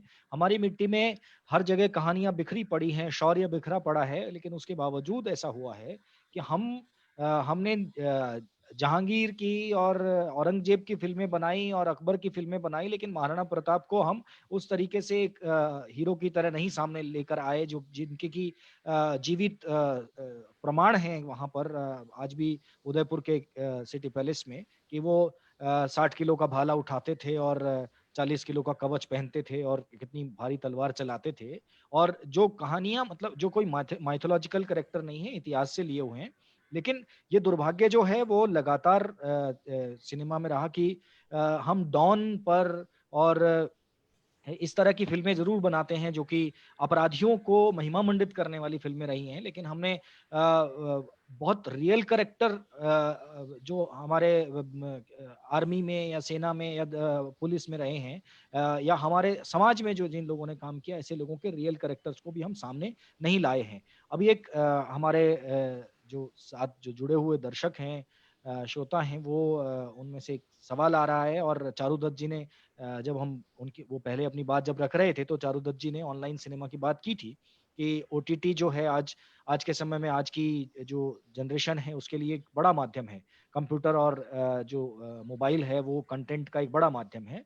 तो यहाँ सवाल आ रहा है कि ये जो नया माध्यम है जो कि अभी अभी एक तरह से बढ़ रहा है, और इस माध्यम की शुरुआत ही इस प्रकार से की जा रही है कि उसमें अधिकांश जो है अश्लीलता, भटकाव, अवसाद जैसी चीजें परोसी जा रही हैं। और अगर एक उसका मनोवैज्ञानिक विश्लेषण किया जाए तो एक वेब सीरीज 8-10 एपिसोड की वेब सीरीज जो आमतौर पर वेब सीरीज आई हैं, उन वेब सीरीज को देखने के बाद एक व्यक्ति का अगर मनोवैज्ञानिक विश्लेषण किया जाए तो वो बहुत सारे जंजाल में फंसा होता है। वो सच में एक अवसाद की और एक अलग तरह की दुनिया में भटकने की उसकी गुंजाइश बन जाती है। तो ये जो नकारात्मकता है, चारुदत्त जी हम आपके पास आ रहे हैं। जी चारुदत्त जी, ये जो नकारात्मकता है, ये जो इस जी प्रकार जो ये नया नया प्लेटफ़ॉर्म है, आप कह जी रहे हैं कि आपने बताया कि हम देख रहे हैं कि हमारी नौजवान पीढ़ी लगातार इसके प्रति आकर्षित हो रही है।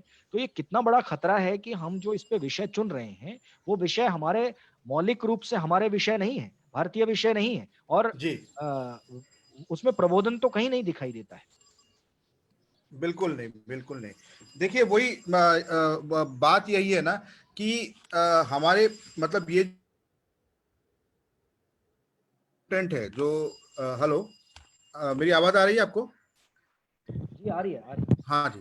तो अगर हम देखते हैं कि जो बड़े प्लेटफॉर्म्स हैं जैसे कि नेटफ्लिक्स हुआ और अमेजोन हुआ और ऐसे ऐसे जो प्लेटफॉर्म्स हैं, इनमें आपको बहुत अच्छी तरह से बने हुए शोज मिलते जरूर हैं, पर हमारे जो मेकर्स हैं, जो आजकल प्लेटफॉर्म्स, नेटफ्लिक्स इंडिया हुआ या नेट अमेजोन हुआ, Z5 हुआ, जितने भी हमारे प्लेटफॉर्म्स हैं, ये उनमें से चुन चुन कर उन्हीं शो से प्रभावित हो रहे हैं और उन्हीं शोज को वो लोग जिससे इंस्पायर होकर हम एक्चुअली एक तरह से लगभग विकृत लेवल पे उनकी नकल करते हुए उस ग्रामर से हम उसका स्टाइल ले रहे हैं, जो स्टोरी टेलिंग का स्टाइल सीख रहे हैं उनसे, लेकिन हम उनके सबसे वर्स्ट कंटेंट को उठाकर हमारे समाज में, हमारे रियलिटी में उसको मतलब कट पेस्ट जॉब जो कहते हैं, कट पेस्ट, हम कट पेस्ट कर रहे हैं। पर मुझे इस बात का विश्वास है कि देखिए जब एक नया खिलौना आता है किसी के हाथ में, क्योंकि अभी इस वक्त सेंसरशिप नहीं है, क्योंकि इस वक्त क्या कहते हैं, कोई मापदंड नहीं है, कोई रेगुलेशन नहीं है, तो लोग एक तरह से जो एक होता है ना कि आप एक कुत्ते को बांध के रखते हैं और शाम को उसको छोड़ देते हो तो पागलों की तरह यहाँ वहां वहां भागता है। तो हमारे साथ ये हो रहा है कि हमारी जो मेकर्स को लग रहा है कि वो हमें छूट मिल गई है, हम कोई भी सीरीज करेंगे तो उसमें एक मैंडेटरी गाली गलौच होगा और उसमें मैंडेटरी सेक्स और वायलेंस होगा। देखिए ये ना, ये बचकानी चीज है, मतलब मेरे हिसाब से ये वो जुवेनाइल अप्रोच है मीडियम की तरफ। ये कुछ समय तक चलता है, एक कुछ टाइम तक चलेगा, क्योंकि वही गाली गलौच, वही सेक्स, वही वायलेंस आपको बेहतर, मच बेटर फॉर्म में आपको विदेशी शोज में मिलेंगे। तो अपने यहाँ के जो लोग हैं एक टाइम के बाद वो वो फिर बोलेंगे स्टोरी कहाँ है, और इस वक्त स्टोरीज नहीं है। प्लेटफॉर्म है, प्लेटफॉर्म्स के पास पैसे हैं, पर उनके पास स्टोरीज नहीं है, क्योंकि अच्छे लोगों को अभी का आना बाकी है और वो आ रहे हैं। और मेरे हिसाब से एक साल, 1.5-2 साल में हम अच्छा कंटेंट भी देखेंगे, हम अच्छा family friendly content, youth friendly content, और इसमें हम कोई मतलब बहुत क्या कहते हैं ना, दूध में धुले मतलब जो जिसे हम कहते हैं ना सैनिटाइज्ड वर्जन ऑफ चीजें नहीं दिखा सकते, क्योंकि जो यूथ है उनको वो कॉम्प्लेक्स कैरेक्टर्स, वो ग्रे कैरेक्टर्स, क्योंकि आप देखिए हमारे देश का जो यूथ है वो टेलीविजन सीरियल से नफरत करता है। जो जो मतलब आप जब जो टेलीविजन सीरियल्स मतलब जो सोप ओपेराज है, उनके पास टेलीविजन में कोई उनके लिए कुछ है नहीं टेलीविजन में, जो 80s के दशक में था। अभी शबाज जी ने जो इसके बारे में कहा कि रामायण और उसका रीजन डेफिनेटली वो एक रेगुलर तौर पे लॉकडाउन पीरियड है, घर पे हैं लोग, मम्मी पापा और दादा दादी नाना नानी के सबके साथ बैठ के बच्चों ने देखा है कि यार हमारे यहाँ पे भी बहुत अच्छा बना था।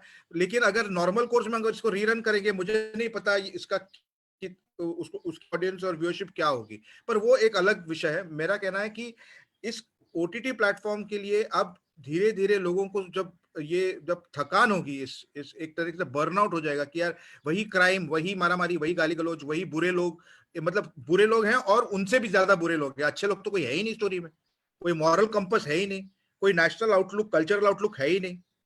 ये वेयर ऑफ हो जाएगा मेरे हिसाब से, और नए नए स्टोरी टेलर्स आएंगे और उनकी उनकी ऑडियंस बनेगी। और मुझे इसका एक जैसे कि आपने कहा कि हमारे कल्चर को लेके, हमारे मतलब जो हम जो हमारे मतलब नेशनलिज्म कहिए, कल्चरल प्राइड कहिए, ये बहुत बड़ी चीज है। आपने बहुत सही बात उठाई है कि हम इतना खुद को कोसते हैं। आप ये सारे अभी के जो शोज देखिए, उनमें से क्या होता है, ज्यादातर जो चेक बॉक्सिंग एक होता है कि एक चेक बॉक्सिंग का एक कॉन्सेप्ट है कि क्या हमने इसमें मेजॉरिटी को बुरा दिखाया? क्या हमने इसमें मोदी जी को 4 गालियां दी? क्या हमने इसमें ये किया चेक बॉक्स किया? क्या हमने इसमें होमोसेक्सुअलिटी लगाई? क्या इसमें हमने लेस्बियनिज्म लगाया? क्या इसमें ये किया? ये सारे चेक बॉक्सेस टाइप की शोज बन रहे हैं, और इसके पीछे भी मेरे हिसाब से कोई एजेंडा है, एक थॉट है कि हम हिंदुस्तानी भारतीय कल्चर को, समाज को एक एक बहुत ही रिग्रेसिव और बहुत ही बुरा और बहुत ही पिछड़ा हुआ एक टाइप का एक माहौल बना के हम इसको, और उसमें हम दिखाएंगे कि यही सच्चाई है देश की। पर आप दूसरी तरफ तानाजी देखिए, फिल्म तानाजी तो खूब चली पिक्चर, सालों बाद एक एक एक पिक्चर आई जिससे लोगों ने जाके पैसे देकर सिनेमा हॉल में जाकर सीटियां बजाकर खुश होकर, मैं नहीं कह रहा हूं कि वो बहुत ग्रेट सिनेमा था, उसमें अपने फ्लॉज रहे होंगे जो भी होगा, पर पिक्चर तो बनी और लोगों ने देखा, तो ऑडियंस तो है। जैसे कि संजय जी ने भी बताया, ऑडियंस है वहां पे, शर्मा जी ने भी बताया ऑडियंस है।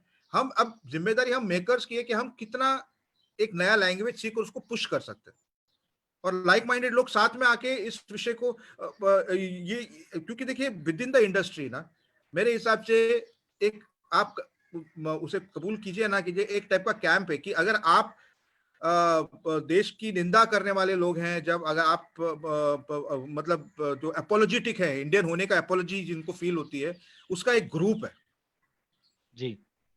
वो एक दूसरे के साथ काम करते हैं, एक दूसरे को सपोर्ट करते हैं, और ये मतलब क्या कहूं मैं, एक माफिया कहिए इसको, एक नेक्सस कहिए, पर ये है, ठीक बात ये है। फैक्ट है। और और अगर आप उस, और जो नेशनलिस्टिक थॉट रखते हैं, जो नेशनल जो नेशनलिस्टिक विचार रखते हैं, जो एक कल्चरली पॉजिटिव चीज का, हम ये नहीं कह रहे कि हम कोई गुडी गुडी बहुत, हमें भी कॉम्प्लेक्सिटी दिखानी है, हमें भी ग्रे कैरेक्टर्स दिखाने हैं, लेकिन हम माइनॉरिटी में इस वक्त, ये फैक्ट है। ठीक बात। आप देखिए चैनल्स में, बड़े बड़े ब्रॉडकास्टर्स में, हर जगह पे ऐसे बंदे बैठे जैसे वो आपको चेकबॉक्स करते हैं, यार ये तो भक्त है, कैंसिल करो इसे। तो ये भी ये एक फैक्ट है। तो और फिर आपको आपके इंटेलिजेंस को इतना समझा जाता है, अगर आप में कोई कंपैशन है, आप में कोई ह्यूमैनिटी, मतलब ये compassion, humanity, story telling, humour, ये सारी चीजों का ठेका तो बस एक पर्टिकुलर ग्रुप के पास ही माना जाता है कि उन्हीं के पास हो सकता है, किसी और के पास हो ही नहीं सकता। जी। और ये इंटॉलरेंस का बहुत ही ज्वलंत प्रमाण है कि आपके जो एक प्रिस्क्राइब चेक बॉक्सिंग वाली थियरी से, अगर लीक से हटकर अगर किसी के विचार है जो इस देश की प्राचीन सभ्यता के बारे में बात करता है, जो इस देश की अच्छी चीजों के बारे में बात करता है, जो कहता है कि लचित बड़फुकन पर भी एक बायोपिक बननी चाहिए, अगर हम औरंगजेब जैसे क्रूर आदमी के ऊपर फिल्म बना सकते हैं, तो लचित बड़फुकन के ऊपर हम, तो इमीडिएटली आपको कहता है हाँ ये तो मतलब इस्लामोफोबिया है, इसमें इसे आउट कर दो, इसको मत इंक्लूड करो। ये फैक्ट है, और ये मैं ये मानता हूं कि अगर ऑडियंसेस, जब आप ऑडियंसेस के पास जाते हैं, ऑडियंस ऐसा नहीं सोचती। ये जो जिनके हाथ में सत्ता है, जिनके हाथ में कल्चर क्रिएटिव पावर है, उनका एक थॉट है, और ये हर चीज में आपको दिख रहा है। ये मतलब ये जो है ना, ये जो कैंप्स है, ये जो डिवीजन है, ये सच है, ठीक ये बात। सच है, तो ये मेरा मानना है। चारू जी, आपने बड़ा बहुत अच्छे से इस बात का विश्लेषण किया कि क्यों इस तरह का कंटेंट जो है वो प्रोड्यूस होता है, क्यों इस तरह का कंटेंट। संजय जी ने भी उस बात को बहुत अच्छे से बताया कि कैसे कॉपी करके और कैसे हम चीज़ों को वर्स्ट कंडीशन में लाकर दिखाते हैं। चारू जी ने उसको और आगे बढ़ाया कि ओटीटी प्लेटफॉर्म में हम जो कॉपी भी कर रहे हैं उसको भी जितना और खराब कर सकते हैं उतना खराब करके, और खराब वाला वर्जन जो है उसको उठा के दिखा रहे हैं। इससे बिल्कुल एक चीज और समझ में आती है कि ये जो कैंप की बात है, ये जो वैचारिक कैंप की बात है, और जो इसको एक कहें कि ये हमारे जो पुरातन समाज है या हमारा जो समाज है, हमारी जो भारतीयता है, उसको नीचा दिखाने के लिए बहुत सारे कंटेंट का निर्माण होता रहा है। और आप इसमें विदेश के जी। लोगों का, और जो ये साहित्य से लेकर सिनेमा तक ये सब दिखाई देता है। ये कुछ बड़े पुरस्कार हैं जो किन लोगों को मिलते हैं, जो कि भारत जी की विद्रूपता को दिखाते हैं। जो भारत में स्लम डॉग मिलेनियर जैसी फिल्म अगर बनती तो बिल्कुल उसको तो जो सबसे वर्स्ट जो वो है कच्ची बस्तियां, किसी ऐसा कोई देश नहीं है दुनिया में जिसमें कच्ची बस्तियां नहीं होती हैं, लेकिन भारत की कच्ची बस्ती को ही बिल्कुल आप उसकी पहचान बनाएंगे। आप भारत की कलात्मकता को, उसके पर्यटन को, उसकी ऐतिहासिकता को, उसकी पहचान नहीं बनाएंगे। ये एक साजिश के तहत, एक षड्यंत्र के तहत हुआ है और हो रहा है। तो बिल्कुल। हम इस बात को आगे बढ़ाते हुए, क्षमा जी, इस समय जो समय चल रहा है उसमें एक एक सेंटिमेंट अब ये दिखाई देने लगा है। पहले तो अभी चारू जी जो बात कह रहे हैं कि हम लोग माइनॉरिटी में हैं, ऐसी बात करने वाले, ऐसे विषय उठाने वाले लोग माइनॉरिटी में हैं, लेकिन अब कम से कम अब इन विषयों को उठाया जा रहा है और उसके लिए हिम्मत पैदा हो रही है, या हम लोग हिम्मत दिखा रहे हैं और हमें और जी हिम्मत दिखाने की जरूरत है। तो जी। आप इस सारे उसको कवर करते समय आप किस प्रकार से महसूस करते हैं कि जब आप फिल्म स्टार्स से बात करते हैं, जब आप राइटर डायरेक्टर से बात करते हैं, आप जिन विषयों पर फिल्में बनाई गई हैं उन विषयों पर, और ये जो खास तौर पर गाली गलौज, अश्लीलता, ऐसे बातों पर जब आप बात करते हैं, तो आपका क्या अनुभव रहता है कि क्यों कंटेंट में इस तरह की कुछ चीज, और देखिए इनका बहुत मनोवैज्ञानिक प्रभाव पड़ता है। जब आप लगातार 50 वेब सीरीज कोई बच्चा देखेगा, अगर कोई किशोर या कोई नौजवान बच्चा देखेगा और वो गाली को हर करेक्टर का करेक्टरिस्टिक के रूप में देखेगा कि गाली तो होती ही है, तो फिर वो उसको आप समाज में उससे रोक नहीं सकते। तो आपका जो अनुभव है पत्रकारिता के दौरान, जब आप इन लोगों से, इस इंडस्ट्री के लोगों से मिलते हैं, जब आप फिल्मों की समीक्षाएं करते हैं, फिल्मों को देखते हैं, कलाकारों से बात करते हैं, तो आपको क्या लगता है कि इसके लिए क्या अप्रोच उनकी नजर आती है? सबसे पहले राकेश जी मैं आपको बता दूं कि हमारी थाली में पनीर रखा होता है ना, लेकिन फिर भी हम लोगों की आदत होती है सामने वाले की थाली देखने की। हमें पता है कि हमारे कल्चर में बहुत सारी ऐसी चीजें हैं, अनछुई चीजें हैं जिनको हमें आगे लाना चाहिए, लेकिन हम हमेशा दूसरे की तरफ ताकते हैं कि सामने वाला क्या दे रहा है, उसका क्या बिक रहा है, हम हमेशा उसको फॉलो करने की कोशिश करते हैं। तो एक चीज हमें अपने दिमाग में डाल लेना चाहिए कि हमारी थाली में पनीर रखा है, अब ये हम पे डिपेंड करता है कि हम उस पनीर को कैसे उसके आगे सब्जी बनाते हैं। सामने वाले की जो तोरी तरकारी पे नजर हटा ले, हम लोग अपने पनीर पर जो है नजर डालें, पहली बात तो ये। दूसरी चीज ये कि जब आज के परिवेश की बात होती है, सिनेमा की बात होती है, तो सबसे पहले हमें ये समझना बहुत जरूरी है कि हमारे सिनेमा के ऊपर ना कुछ पर्टिकुलर लोगों का हाथ है, कुछ पर्टिकुलर लोगों का कब्जा है, जो एक एजेंडा के साथ चलते हैं। जब भी of the camera, on camera, कई बार क्या होता है कि स्टार्स ऑन कैमरा कुछ होते हैं, ऑफ कैमरा कुछ होते हैं। बहुत सारे ऐसे स्टार्स हैं जो ऑन कैमरा बहुत सारी चीजें बोलना चाहते हैं, लेकिन वो बोल नहीं पाते। ऑफ कैमरा हम लोगों को चीजें बताते हैं, जिसका रीजन ये है कि सिनेमा पर कुछ एक लोगों का अधिकार होना। मुझे लगता है कि हम 4 लोग यहाँ पर हैं और हम चारों में से 5 से छठा नाम कोई नहीं बता पाएगा ऐसे प्रोडक्शन हाउस का जिसका मीडिया पर सिनेमा पे वर्चस्व हो। 5 या 6 ही नाम ऐसे होंगे जो फिल्में बनाते हैं, उनको डायरेक्ट करते हैं।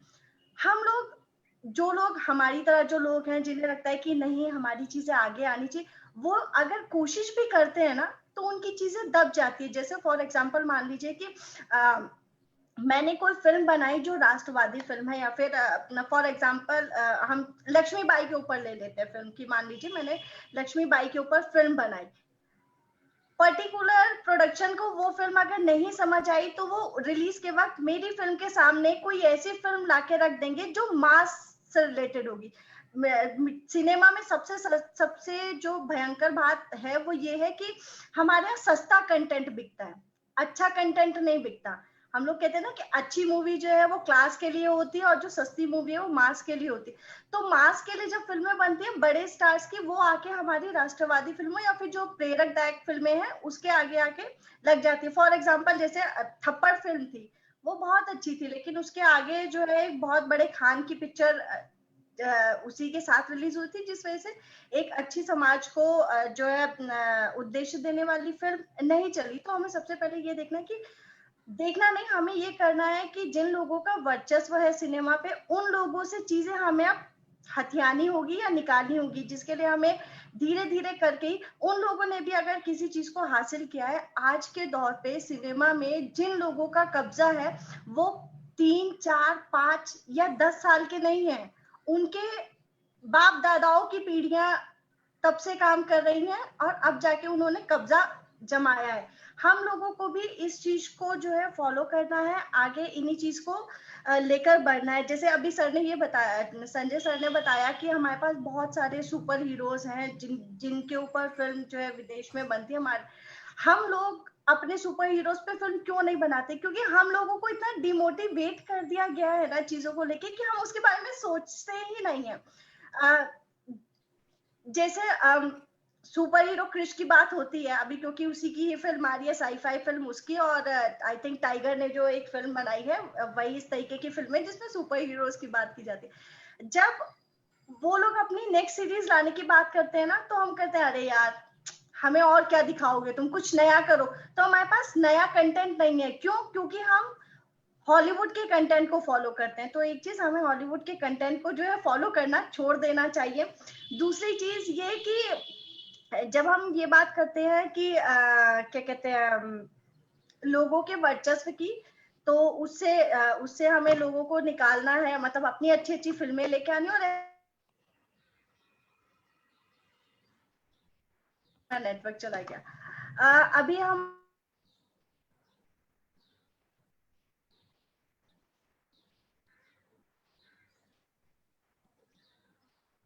कर रहा है उसमें अगर आप देखेंगे तो एक पर्टिकुलर एजेंडे के थ्रू ही फिल्में बनाई जा रही हैं, वेब सीरीज बनाई जा रही हैं। मैं बहुत खुल के बोलती हूँ, इसलिए शायद अब जो मैं बोलना चाह रही हूँ वो लोगों को अच्छा भी ना लगे। हम जब फिल्में बनाते हैं तो हम उसमें कहते हैं मुन्नी बदनाम हुई, हम सलमा बदनाम हुई क्यों नहीं कहते? हम जब फिल्में बनाते हैं तो उसमें हम जो है मौला मेरे मौला या फिर इश्क मोहब्बत सब गाने लेते हैं। आप मुझे, संजय सर ने बहुत सारी फिल्मों में काम किया है। संजय सर आप मुझे बताइए कि बीते 5 नहीं 10 नहीं 20 सालों में दीपावली के ऊपर कोई एक गाना बना हो आपके हमारे सब के लिए हैप्पी दिवाली, इस गाने के अलावा अगर आप मुझे बीते 30 सालों में कोई एक गाना हिंदू दीपावली के ऊपर बता दे तो मैं मान जाऊंगी। नहीं बना। क्यों? क्योंकि हमें उसे प्रमोट ही नहीं करना, हमें अपने कल्चर को प्रमोट ही नहीं करना। तो सबसे पहली बात यह है कि हमें अपनी चीजों के लिए खुद आगे आना है, उसके लिए मेहनत करनी है। जो अभी बॉलीवुड है उस पर किसका कब्जा है सब लोग जानते हैं कि आप पैसा कहाँ से आता है, दुबई की खदानें कैसी खोली जाती हैं, कैसे वो लोग फिल्मों पे पैसा लगाते हैं, उन्हीं के रुझान पे फिल्में बनती हैं। तो इन सब चीजों से हमें निकलना होगा। और हालांकि वो बहुत बड़ी बात है, हमें सिर्फ अपने लेवल पे, मतलब जो हम कर सकते हैं हमें उस पे बात करनी है। तो ऐसा नहीं है कि अभी हाल ही में एक जो वेब सीरीज में देख रही थी, बंदिश बैंडेड, अभी रिसेंट आई है, आप उसको देखिए।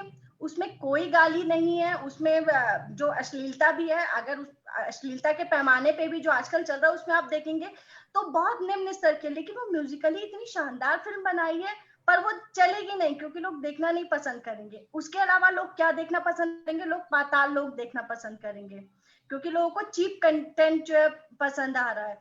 तो हम लोगों को ये चीज देखना पड़ेगा कि हम दुनिया को ले, अपने समाज को ले किस तरफ जा रहे हैं। तो पहले, और ऊपर से पाताल लोक, चलिए ठीक है आप पाताल लोक जैसे फिल्म बनाते हैं, लेकिन जो एक आस्था पे, हम लोगों की आस्था पे चोट की जा रही है ना, उसके खिलाफ हम लोगों को आवाज उठाना बहुत जरूरी है। आप देखिए कि हम लोगों का क्या है कि अब हम लोग आवाज उठाते हैं। जैसे अब पाताल लोक का हम लोग क्यों विरोध कर रहे हैं? इससे पहले ऐसा नहीं, पाताल लोक जैसी सीरीज पहले भी बनी थी, पहले हम विरोध क्यों नहीं करते थे? क्योंकि हम लोग बहुत जो है बड़े दिल वाले हो जाते कि नहीं ठीक है हमारी आस्था है, कोई बात नहीं उसने करते। लेकिन अब लोग बदल रहे हैं, समाज बदल रहा है, सोच बदल रही है। एक धर्म की किताब पर कुछ बोल दिया जाता है, एक पूरा देश जला दिया जाता है, और हमारे देवी देवताओं का, हमारे रिचुअल्स का, हमारे कल्चर का मजाक उड़ाया जाता है फिल्मों में। हम लोग उसका जो है विरोध नहीं करते, हम लोग बड़े दिल वाले हो जाते हैं कि कोई बात नहीं, सिनेमा में अभिव्यक्ति की सबको आजादी हो जाती है। तो हमें इससे निकलना पड़ेगा। और एक चीज जो बहुत अच्छी हो रही है सोशल मीडिया पे, वो ये हो रही है कि लोग विरोध कर रहे हैं। पहले हम चीजों को लेके डरते थे कि अगर कोई हमारे जो एजेंडा वाले लोग हैं, मैं अभी भी क्लियर कर दूं कि ये हर कोई नहीं करता, जो लोग एक एजेंडा के थ्रू चलते हैं कि उनको एक धर्म या एक समुदाय को आगे बढ़ाना है, उन लोगों के खिलाफ हम लोगों की ये लड़ाई है, सिनेमा की लड़ाई। क्योंकि सिनेमा 2 भागों में बट गया है। एक सिनेमा वो है जिसमें जो है आप अपने आप को कूल बनने की कोशिश करते हैं, जिसमें आप सेक्स दिखाते हैं और गाली गलौज दिखाते हैं, वो आपका कूल सिनेमा कहलाता है। वहीं उसके पैरेलल जब हम लोग जो है अपने अपने सिनेमा की बात करते हैं, फॉर एग्जांपल जैसे हम लोग अभी तानाजी फिल्म की बात हुई, तानाजी फिल्म बनने से पहले किसी ने नहीं सोचा था कि वो फिल्म चलेगी या फिर जो इतना अच्छा बॉक्स ऑफिस बजट लेके आएगी। मणिकर्णिका देख लीजिए, लोग जो है फिल्में देख रहे हैं, हम लोग नहीं दिखाते, ये हमारी गलती है। हम लोगों को ये हमारे मतलब जो हमारे सिनेमा जगत के डायरेक्टर्स हैं, प्रोड्यूसर्स हैं, उनको इस चीज पे बहुत काम करने की जरूरत है कि आज के परिप्रेक्ष्य में हमारी संस्कृति, हमारी सभ्यता, हमारी जो विरासत है, उसमें बहुत सारी चीजें हैं जिसको अगर हम आगे लेके आए तो जो अवतार जैसी फिल्में बनती हैं, वहाँ हमारे यहाँ तो जो है विष्णु भगवान के ही 10 अवतार है। अगर हम उन्हीं पे ही फिल्म बनाएंगे तो पता नहीं वो ब्लॉकबस्टर हिट से भी और ऊंची चली जाएगी। बट और हमें सोचना और समझना और बिल्कुल करना हम आपने ही को सही ही। कहा कि हमें हमारे पास विषयों की कमी नहीं है, और हमारे जी प्रकृति से लेकर और इतिहास तक और ऐतिहासिक कैरेक्टर्स तक, सब तक हमारे पास बहुत बड़ी कहानियां हैं जिनको कि लोगों ने कॉपी किया है, जैसे संजय जी ने बताया। और एक बड़ा उदाहरण है, जैसे बाहुबली फिल्म है, उस फिल्म में जिस एग्जैक्टली। जिस प्रकार से जितनी गुणवत्ता उसमें संवाद की है, कुछ आदर्श स्थापित करने की है, आदर्श राजा कैसा होना चाहिए, कुछ चीजें उसमें, और वो उसको इतनी बड़ी, वो सबसे बड़ी फिल्म बनी है, वो हमारे सामने उदाहरण है। इसलिए ये इस बात को प्रमाणित करता है कि बिल्कुल अगर बिल्कुल। अच्छा कंटेंट हम लाते हैं, और अच्छा कंटेंट, कमर्शियल कंटेंट भी लाया जा सकता है, उसमें कोई बड़ी बात नहीं। मैं एक दूसरा राकेश जी प्रश्न सॉरी, मैं संजय। बीच में इंटरप्ट करूंगी आपको। जी मैं जिन स्टार से बात करती हूँ, कुछ ऐसे स्टार्स हैं जो ए लिस्टर स्टार्स में ही आते हैं। वो लोग अभी उनकी जनवरी और नवंबर में उन स्टार्स की फिल्म रिलीज हुई है। वो लोग मुझसे कहते हैं, हम लोगों की जब बात होती है तो वो कहते हैं कि जब हमारे पास कंटेंट आता है ना, हमें फिल्में चूज करनी होती है। और जब हम फिल्म चूज करते हैं ना, तो हमारे पीछे जो हमारा पीआर और जो उनकी टीम होती है, फिल्म कोई स्टार चूज नहीं करता, उनके पीछे जो उनकी बैकबोन्स होती हैं वो फिल्में चूज करती हैं। और वो जो उनकी बैकबोन्स हैं वो सब एक विचारधारा से जुड़ी हुई होती है, जिस वजह से वो चाहकर भी ऐसी फिल्मों को साइन नहीं कर सकते जिसमें वो काम करना चाहते हैं। तो ये भी जो है एक बहुत बड़ा फैक्ट है कि स्टार्स जो है, कई बहुत सारे ऐसे स्टार्स हैं, लिस्टर स्टार्स, जो राष्ट्रवादी फिल्में बनाना चाहते हैं। आप अक्षय कुमार को लीजिए, अक्षय कुमार जो है बहुत शानदार फिल्म एक लेकर आ रहे हैं, मुझे अभी नाम ध्यान नहीं आ रहा। वो काम कर रहे हैं। ए लिस्टर स्टार्स भी जो पहले कभी सोचते थे कि नहीं हमें सिर्फ रोमांटिक फिल्मों में काम करना है, या फिर हमें जो है सिर्फ खान मुगल बादशाह बनना है, वो लोग भी हमारी संस्कृति की तरफ वापस लौट रहे हैं। लेकिन उसके साथ हमें ये ध्यान रखना है कि उनकी फिल्मों को अच्छा बिजनेस हम करके दें। जी। और व्यावसायिक तौर पर ऐसे इस प्रकार के प्रयास किए जा रहे हैं, और जो व्यावसायिक रूप से समझदार लोग हैं वो अपनी विचार भी बदल रहे हैं, ऐसा भी है उसमें। लेकिन संजय जी, मैं एक और मुद्दे की तरफ आपसे बात करना चाहूंगा। आप मुंबई में हैं इस समय, और आप जानते हैं कि ये जो हिंदी सिनेमा है, हमारा जो भारतीय सिनेमा में जो हिंदी सिनेमा का जो गढ़ है वो मुंबई है। क्या ऐसा लगता है कि ये जो नेक्सस है, और जो एक कब्जे वाली बात है, या जो एक तरह का गिरोहबाजी जैसा हो गया है, इस समय में एक समय है जब ये कोविड वाला और ये सारा समय चल रहा है, उस समय में ये मुंबई से डिसेंट्रलाइज होने की स्थिति अगर बने, कि उत्तर भारत में कुछ शहर और विकसित हों, जो जहां फिल्म इंडस्ट्री विकसित हो, जहां पर फिल्म उद्योग विकसित हो, तो शायद ये जो मोनोपोली है कुछ लोगों की और कुछ घरानों की, और जो उनकी जो उन्होंने जिस प्रकार का माहौल बनाया हुआ है, वो क्या इस तरफ सोचा जाना चाहिए, सरकारों को भी सोचना चाहिए, समाज को भी सोचना चाहिए कि उत्तर भारत में बहुत अच्छी लोकेशंस हैं, लोग यहाँ शूट करने आते हैं, नदियां हैं, पहाड़ हैं, सब कुछ है, तो क्या इसको थोड़ा शिफ्ट करने की और डिसेंट्रलाइज करने की जरूरत है?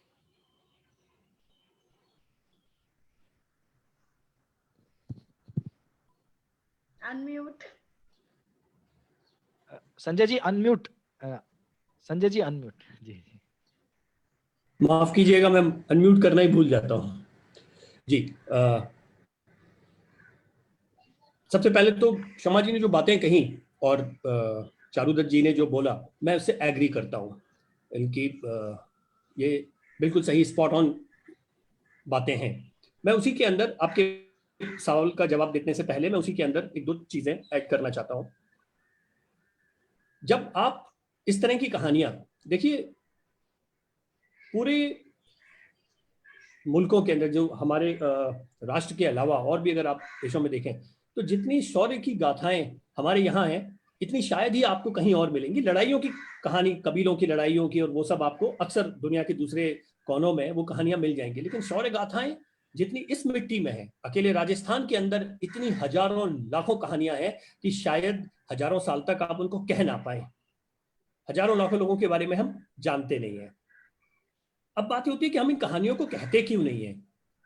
जैसे मैं सोचता हूँ, चारू जी सोचते हैं, आप सोचते हैं, शमा जी सोचते हैं, ऐसे और भी हजारों लोग होंगे। तो देखिए, एक बात को समझने की जरूरत पड़ती है कि जब आप कहानी किसी के पास में लेके जाते हैं, तो वो लोग जो एक उस पोजीशन पर बैठे हैं जहां पर वो ये डिसाइड करते हैं कि कौन सी फिल्म बनेगी और कौन सी फिल्म नहीं बनेगी, वो बहुत बड़ा एक बात होती है, जिसमें अधिकतर ऐसी कहानियों को जो है वो उसी पहली स्टेज पर डिक्लाइन कर दिया जाता है। अगर समहाउ आप उन सारी चीजों से जूझते हुए बना ही लेते हैं उस फिल्म को, चले आते हैं, तो कमाल की बात यह होती है कि ऑडियंस तक पहुंचने से पहले एक तिलिस्म बुन दिया जाता है। ज्यादातर कहानियां, बेहतर कहानियां जो राष्ट्रवाद की बात करती हैं, संस्कृति की बात करती हैं, परिवार की बात करती हैं, हम जिस कल्चर से आते हैं उसको दिखाने की कोशिश करते हैं, तो उनके प्रति जो एक तिलिस्म बुना जाता है। देखिए, पहले ऐसा होता था कि हम, क्योंकि हमारे ऊपर 200 वर्षों तक गोरों ने राज किया है, तो कहीं हमने ये मान लिया है कि वो हमसे सुपीरियर रेस है, और अगर कोई गोरा अगर हमारे काम की तारीफ कर देता है तो वो उसके ऊपर स्टैंप लग जाती है कि ये चीज अच्छी है। धीरे धीरे वो मानसिकता बदली, तो उस गोरों को रिप्लेस करके इस सर्टेन सोच के लोग आ गए हैं जो ये बताते हैं कि कौन सा सिनेमा अच्छा है और कौन सा सिनेमा बुरा है, कौन सा फिल्म अगर आप देखेंगे तो पैसा वसूल है और कौन सी फिल्म आप देखेंगे तो आप पैसे वेस्ट कर रहे हैं। ये जो लोग बैठे हुए हैं, ये भी एक विशेष दृष्टिकोण से उन फिल्मों का मापदंड तय करते हैं। सिर्फ फिल्म बना लेना, कहानी आप अच्छी कहना चाहते हैं, उतना काफी नहीं है, और फिल्म को मार्केट करना। समीक्षक और जो इस तरह के आलोचक और जो लोग हैं उनके बारे में इशारा कर रहे हैं। माफ कीजिएगा, जो आपकी समीक्षक और आलोचक और जो इस प्रकार के जो लोग हैं जी, उनका भी एक इस नेक्सस के साथ पूरा गठजोड़ है। जी बिल्कुल बिल्कुल। अगर आप एक मिनट में जरा इंटरप्ट करूंगा। अगर फेस्टिवल सर्किट जो होता है, हालांकि अगर आपने एक अच्छी फिल्म बनाई है तो फेस्टिवल में अवार्ड जीतना केवल एक खुद के लिए अच्छी फीलिंग वाली बात नहीं होती, उसमें बिजनेस भी इन्वॉल्व होता है। क्योंकि जब एक अच्छे फेस्टिवल में कोई फिल्म कंपटीशन सेक्शन में जाती है या फिर उसको कोई पुरस्कार मिलता है तो उसकी सेल्स भी बढ़ती है, ज्यादा लोगों तक पहुंचती भी है, ये सब जानते हैं। पर अगर आप फेस्टिवल की जो सिलेक्शन कमिटीज होती हैं कि वो एक तरीके का एक माफिया है, वो मतलब उनके एक अलग अलग लेयर्स हैं। वो फिल्मों के पहले आपको अगर वो पसंद करते हैं, आप उनकी सोच विचार के साथ, आप उनकी आइडियोलॉजी के साथ आइडेंटिफाई करते हैं, तो आपकी फिल्म भले उस लेवल की ना हो फिर भी वो फिल्म जाएगी फलाना फेस्टिवल में। और अगर आप को व्यक्तिगत रूप से अगर वो सोचते हैं कि ये आप उनमें से नहीं है, तो आप कोई भी फिल्म बनाइए वो नहीं जाएगी। ये भी फैक्ट है।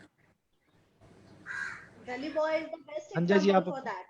जी देखिए, आप गली बॉय को देखिए, कितने एग्जाम्पल्स हैं। मतलब इसमें तो आप हर साल देखेंगे, क्योंकि कई बार खुद को शंका होती है, भाई ये फिल्म इतने बड़े फेस्टिवल में गई, मुझसे 10 मिनट देखी नहीं गई, मतलब मैं कौन से कुएं का पानी पीता हूँ। मतलब मतलब अक्सर ऐसे महसूस होता है कि यार ये हो क्या रहा है। मतलब एक फिल्म है जिसका सर पैर नहीं है, बिल्कुल ही मतलब वाहियात है, फिर भी आप उसको सराह रहे हैं, उसको सर पे चढ़ा के बिठा रहे हैं। तो है वो बात। जी मैं जो कहने की कोशिश कर रहा था, बिल्कुल चारुदत्त जी ने बिल्कुल सही कहा है कि एक लॉबी है हर जगह पर, जो एक विशेष सोच की फिल्मों को ही जो है तरजीह दी जाती है। और फिल्म क्रिटिक भी, अगर आपने फिल्म मान के चलिए फेस्टिवल के लिए नहीं बनाई है, घोर व्यावसायिक फिल्म बनाई है जिसमें आपका मकसद सिर्फ थिएटर के ऊपर रिलीज करना है, प्रॉपर एक रिलीज एंड देन सैटेलाइट्स वगैरह पर, उसमें भी आपकी फिल्म के बारे में जो एक भ्रम पैदा किया जाता है, कुछ सर्टेन लोग हैं जो शायद आपको उतनी तरजीह नहीं देंगे, लेकिन वो फिल्म जो कंटेंट में उतनी अच्छी नहीं होती हैं, लेकिन क्योंकि सर्टेन वही लोग उनके साथ में जुड़े हुए होते हैं, तो वो उस फिल्म का एक ऐसा तिलस्म बुन देते हैं कि आपको लगता है कि अगर आपने जीवन में ये फिल्म नहीं देखी ना तो आप कहीं पीछे रह जाएंगे। बिल्कुल। ये जो माया जाल है ये बुनना बाकी अच्छी कहानी के अलावा ये भी बहुत जरूरी है कि सीखने आना चाहिए। तो गोरों को अभी रिप्लेस कर दिया है हमारे देसी गोरों ने, जो एक विशेष तौर से फिल्म को और विशेष विचारधारा के तौर पर उस फिल्म को देखते हैं। मैं जैसे आचार्य जी ने बोला, मैं से आपको बताऊं, मेरी फिल्म एक बहुत बड़े फेस्टिवल के अंदर सिलेक्ट हुई थी। लास्ट लिस्ट उनकी निकलने वाली थी, उसके अंदर उनका मेल आया कुछ 48 घंटे पहले कि एक विशेष वर्ग को आपकी फिल्म जो है वो दुख पहुंचा सकती है, उनको हर्ट कर सकती है, उनके सेंटिमेंट्स को, तो इसलिए हम इस फिल्म को ड्रॉप कर रहे हैं। तो मेरे ये था कि फिल्म फेस्टिवल शायद इसलिए बने हैं कि जहां पर आप उस सिनेमा को दिखा सके जहां पर असहज हो जाते हैं लोग। तो आपको उन चीजों को दिखाने के लिए अगर फिल्म फेस्टिवल ही पीछे हट जाएंगे और उनको लगेगा कि लोग असहज हो रहे हैं, तो मेरे ख्याल में बेसिक जो मायने हैं फिल्म फेस्टिवल्स के वो ही बेमाने हो जाते हैं। मैं आपके सवाल की तरफ आता हूं डॉक्टर साहब। वो आपको वेब जी जी जी चारुदत्त जी, आप कुछ बोल रहे थे, प्लीज अपनी बात कंप्लीट करिए। नहीं, मैं कह रहा था कि वही वहां पे भी इंटॉलरेंस जो होता है, हाँ ना, इंटॉलरेंस जो है, इंटॉलरेंस जिसको लेकर इतना ये जो एक खास लॉबी इतना चिकन चिल्ली करती है कि वो अपने फिल्मों में जो फिल्में फेस्टिवल्स में दिखाई जाती है, अगर वो आपकी संस्कृति को, आपके धर्म का आलोचन कर रहे हैं, उसको नीचा दिखा रहे हैं, तो वो फ्रीडम ऑफ एक्सप्रेशन के नाम पे हर चीज चल जाता है। पर आप अगर कोई भी दूसरा व्यू पॉइंट हो, कोई भी, तो फिर तुरंत उससे कहा जाता है आप फैसिस्ट। मैं आपको बता नहीं सकता, मैं हाल ही में कुछ लोगों से बात कर रहा था, उन्हें तानाजी की सफलता से इतनी तकलीफ हुई है, मतलब वो चेहरे उतर गए थे लोगों के कि तानाजी चल गई, और उसकी इतनी बुराई हो रही थी कि इतनी बुरी फिल्म है, ये हिंदुत्ववादी फिल्म है, ये फैसिस्ट फिल्म है, ये झूठ है, ये सच नहीं है। और ये लोग जो हैं, ये सालों उनको पैसे मिलते हैं, ये फिल्में बनाते हैं, कोई देखता नहीं है फिर भी बनाते हैं, वेब सीरीज बनाते हैं, लेकिन उनको तकलीफ होती है। आप इसमें ये चारू सर कि आप करो तो सेकुलरिज्म, हम करें तो कम्युनलिज्म। एग्जैक्टली। तो ये मतलब और ये आपको सोशल मीडिया में भी दिखेगा यही विचारधारा कि हम करेंगे तो, क्योंकि ना इनको एक भ्रम है, इनको एक गलत फहमी है कि इंसानियत उनकी ठेकेदारी है और हम तो सब मतलब खूनी दरिंदे हैवान है। ये लेकर चलते लोग इसे ना एक इनग्रेन, मतलब कॉलेज में, स्कूल्स में, आप कहीं पे भी देखिए, उनके फिल्म सोसाइटी मेंबर्स में, हर जगह पे यही सिखाया जाता है, कई फिल्म स्कूल्स में भी, कि अगर आप लेफ्ट साइड में नहीं हो, आपकी गाड़ी सड़क की लेफ्ट साइड में नहीं चला रहे हो, तो आप एक्सीडेंट करने वाले हो, आप लेफ्ट की तरफ से कहीं और जा ही नहीं सकते जी। और फिर वो हमें भाषण देते हैं टॉलरेंस की और इंक्लूसिवनेस, और बड़े बड़े शब्दों का इस्तेमाल होता है। वो दुनिया का सबसे बड़ा मिथक जो है वो साम्यवाद ने जी, आप सॉरी, आप कुछ कह रहे थे। चरित्र में साम्यवाद ने वो अपने चरित्र में लगातार वो सब दिखाया ही है, जो दोहरापन है। हम संजय जी जो सवाल रखा था उस बारे में थोड़ा हम कंक्लूड जी, मैं उसके जवाब पर आता हूँ। जी, मैं आपके सवाल का जवाब देता हूँ डॉक्टर साहब। मैं एक चारुदत्त जी, मैं एक सिल्वर लाइनिंग मानता हूँ इस बात को कि एटलीस्ट आज बातें होने लगी। बिल्कुल, अगर आप देखें तो कुछ साल पहले हम लोग ये बातें भी नहीं कर रहे थे। अरे मतलब वो हमको मतलब मार डालते, मतलब मेरी रोजी रोटी छीन जाती का मतलब जी, बहुत ही। आज हम एक उस लेवल में अगर मैं बात करूं तो अपने विचार रख पा रहे हैं और इस तरीके की बातें हो रही हैं, ये बहुत बड़ा बदलाव है। मुझे लगता है कि आगे और भी चीजें तेजी से होंगी। अब मैं डॉक्टर साहब आपके सवाल के जवाब पर आता हूं। देखिए, ये इट्स अबाउट टाइम जब हमें डिसेंट्रलाइज करने की जरूरत है। मुंबई से बाहर भी इंडस्ट्री जानी चाहिए। अगर आप देखें तो ऐसा नहीं है कि हिंदी फिल्म के साथ में ही सिर्फ जो है वो मुंबई जुड़ी रहे।